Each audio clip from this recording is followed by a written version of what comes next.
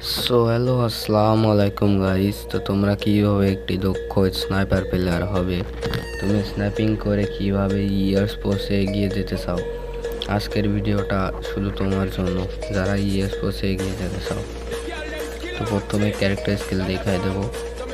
প্রথমে আছে মোকো। এটা মোকোর কাজ হচ্ছে যে তুমি যদি একটা ফায়ার দাও তাহলে তোমার টিমমেট দেখতে পাবে মাথার উপর একটি মাস্ক থাকবে। পরে আছে স্কাইলার, এটা তুমি যেটা খুশি সেটা ব্যবহার করতে পারো। হাই রিচ আছে, মর্ট আছে। এটা হচ্ছে মারো, এনিমি যত দূরে থাকবে ড্যামেজ তত বেশি দেবে। এটার কাজ হচ্ছে এটা। রাফায়েল, এটা তুমি গুলি চালালে এনিমি তোমার লোকেশান দেখতে পাবে না যে তুমি কোথা থেকে গুলি চালাচ্ছ, কোনো সাউন্ড পাবে না। এটার কাজ হচ্ছে এটা।